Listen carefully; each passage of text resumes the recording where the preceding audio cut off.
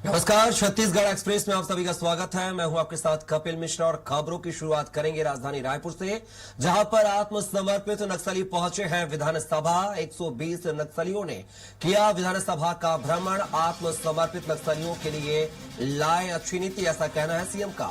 बड़ी संख्या में माओवादी कर रहे हैं आत्मसमर्पण। पूर्व नक्सलियों को देंगे आर्थिक सहायता और जमीन।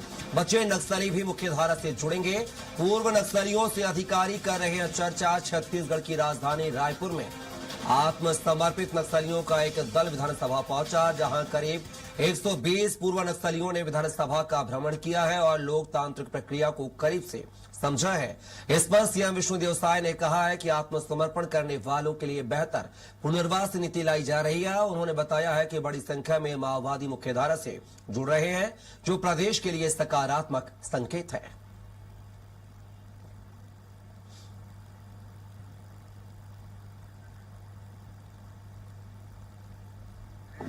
2,500 से ज्यादा माओवाद आत्मसमर्पण किए हैं, जिसमें विभिन्न स्तर के हैं। और आज तो और भी सौभाग्य का विषय है कि आज 120 आत्मसमर्पित हमारे माओवादी यहाँ पर विधानसभा भवन भी आए हैं। उनसे हम लोग बात भी किए हैं।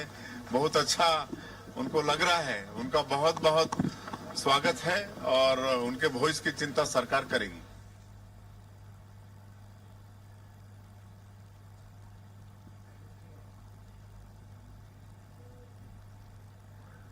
तो आप देख सकते हैं, छत्तीसगढ़ विधानसभा में 120 आत्मसमर्पित नक्सली पहुंचे हुए थे। उन्होंने विधानसभा की कार्रवाई को करीब से जाना है, समझा है।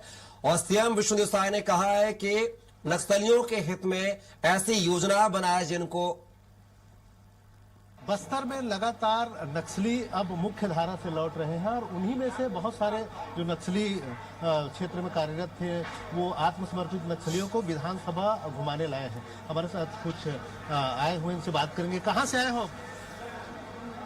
पहले वहाँ थे माओवादी के साथ, अभी मुख्य धारा में हो, कैसा लग रहा है? अच्छा लग रहा है। पहली बार आए हैं रायपुर? आओ। विधानसभा घूमने आए हैं, कैसा लग रहा है? अच्छा लग रहा है। अच्छा लग रहा है। जी जी। कहाँ से हैं आप? कब तक थे उन लोगों के साथ? कब तक थे नक्सलियों के साथ? कितने साल तक रहे? 3 साल। 3 साल तक। तो कैसा था वहाँ का जीवन? हाँ?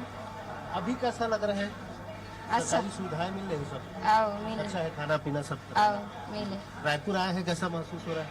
और पहली बार है। पहली बार आए।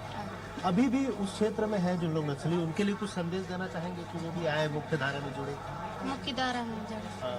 उनके लिए कुछ कहना चाहेंगे कि यहाँ आने से क्या फायदा है?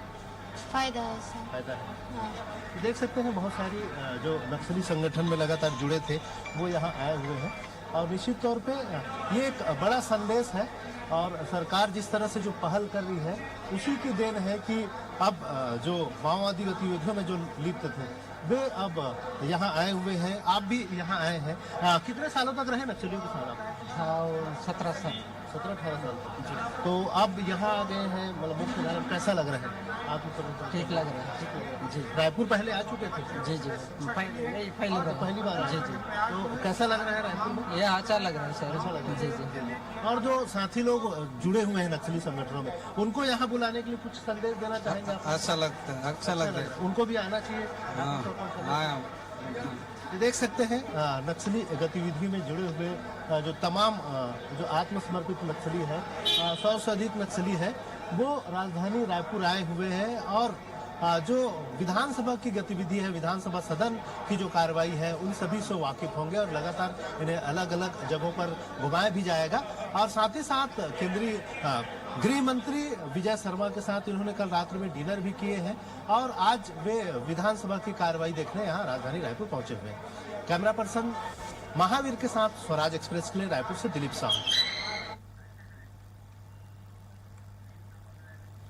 और इसी खबर पर ज्यादा जानकारी के साथ सहयोगी दिलीप साहू लाइव जुड़ रहे हैं छत्तीसगढ़ से हमारे साथ। दिलीप, बात की जाए, आज विधानसभा का 5वां दिन था और आज ये दिन जो है ऐतिहासिक रहा है, क्योंकि 120 से ज्यादा नक्सलियों ने विधानसभा की कार्रवाई को नजदीक से जाना है, समझा है, पहचाना है। आखिर कैसा रहा विधानसभा का आज का माहौल?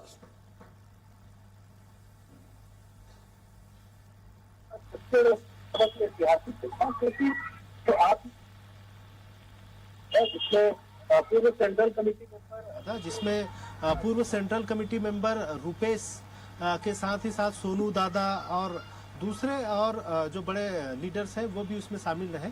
और ज्यादातर महिलाएं, 55 से अधिक महिलाएं जो पूर्व में नक्सली संगठन के साथ काम करती रही हैं, वे अब मुख्य धारा में लौट चुकी। इसी तरह 65 से अधिक जो पुरुष हैं वो भी इसमें आए थे और उनको न सिर्फ सुरक्षा व्यवस्था के साथ लाया गया, उन्हें पूरे शहर घुमाया गया, साथ ही साथ विधानसभा परिसर में भी घुमाया गया।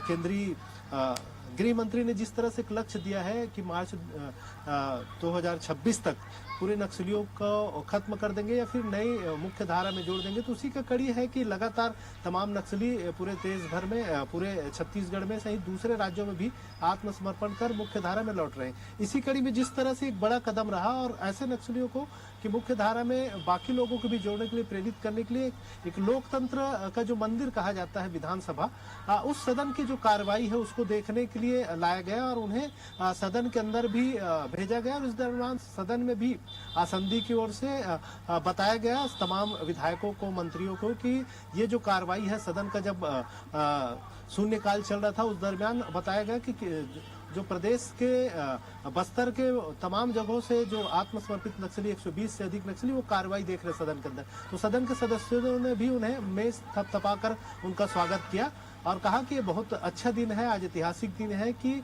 जो लोकतंत्र को नहीं मानने वाले नक्सली थे, जो इस सरकार को या इस तंत्र में जो अपना विश्वास नहीं रखते थे, वे अब मुख्य धारा में लौटकर इस तंत्र के साथ जुड़ गए हैं और आत्मसमर्पित है। कहीं न कहीं पुनर्वास की नीति, तमाम तरह की नीतियां हैं सरकार की, उनका भी फायदा ले रहे हैं। और हमने इस दौरान जो सेंट्रल कमेटी मेंबर है रुपेश, उनसे चर्चा भी की, उनसे बात की, तो उन्होंने कहा कि सरकार की जो पुनर्वास नीति है वो तो अभी आए हैं, देख रहे हैं कितना लाभ मिलता है। और उन्होंने ये भी बात कहा बातों बातों में कि जो उनका फैसला है वो सही है और उन्होंने ये भी कहा कि जो उन्हें यह फैसला और बहुत पहले ले लेना था ताकि उनकी जो संगठन को बहुत सारे नुकसान हुए, यानी बहुत सारे नक्सली लीडर मारे गए हैं वो नहीं मारे जाते और लगातार बहुत सारे उनके साथी उन्होंने कहे हैं जो लगातार मुठभेड़ में मारे गए हैं तो वो नहीं मारे जाते। और कहीं न कहीं उनके बाद बहुत सारे नक्सली लीडर भी लगातार आत्मसमर्पण कर रहे हैं, चाहे देवजी की बात करें या दूसरे जो नक्सली लीडर हैं लगातार उनके पीछे आए हैं, तो उनको लेकर भी उन्होंने कहा। और साथ ही साथ ये बातें भी कही कि अलग अलग चर्चा के दौरान कि मुख्य राजनीति में आने की ओर भी बातें पूछी गई। विधानसभा क्या वे चुनाव लड़कर सदन में आना चाहेंगे, तो इस पर कहा कि बहुत जल्दबाजी होगा, अभी तो देखना होगा कि सरकार क्या तरह की सुविधाएं देती है। और उन्होंने ये भी कहा कि न सिर्फ उन्हें बल्कि जो पीड़ित है, दूसरे नक्सलियों से पीड़ित है, उन्हें भी पुनर्वास नीति का लाभ मिलना चाहिए और सरकार को भरपूर लाभ दे। अगर कुछ कमियां खामियां रही तो सरकार के सामने रखेंगे। दिलीप, बार बार पुनर्वास नीति को लेकर सवाल या इशार खड़े हो रहे हैं। अभी हाल ही में पत्र जो है गृह मंत्री को जारी किया गया था, उस पत्र में जो है 3 मार्च को आत्मसमर्पण की बात कही गई थी, 3 मार्च को आत्मसमर्पण करने के लिए, लेकिन यह कहा गया था कि पुनर्वास नीति को लेकर उन्होंने भी सवाल खड़े किए थे और ऑडियो संदेश भी मांगा था रेडियो के माध्यम से। गृह मंत्री विजय शर्मा ने ऑडियो संदेश भी दिया था। उस नक्सली संगठन के बारे में क्या कुछ जानकारी मिल पाई है कि क्या वो 3 तारीख को आत्मसमर्पण करेंगे या नहीं करेंगे?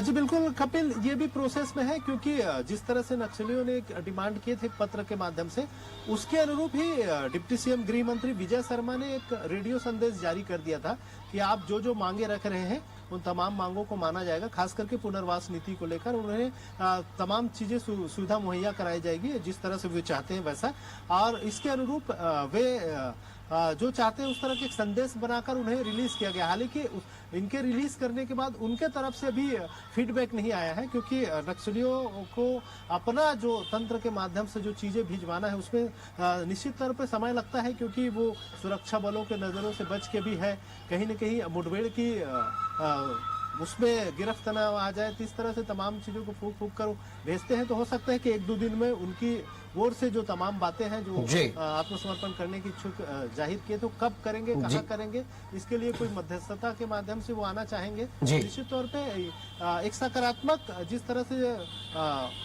गृह मंत्री विजय शर्मा की ओर से एक पहल हुई है, तो निश्चित तौर पे आने वाले समय में वे नक्सली भी जो चाह रहे थे, जिन्होंने पत्र लिखे थे, वो भी अब मुख्य धारा में लौट आएंगे, इस तरह की उम्मीद की जा रही है और संभावना है। बिल्कुल दीप, कहीं न कहीं इंतजार है 31 मार्च 2026 का। देखना होगा क्या नक्सल बाद पूरी तरीके से छत्तीसगढ़ पे और पूरे देश से खात्मा होगा या नहीं। फिलहाल की तमाम जानकारी को साझा करने के लिए आपका बहुत बहुत शुक्रिया।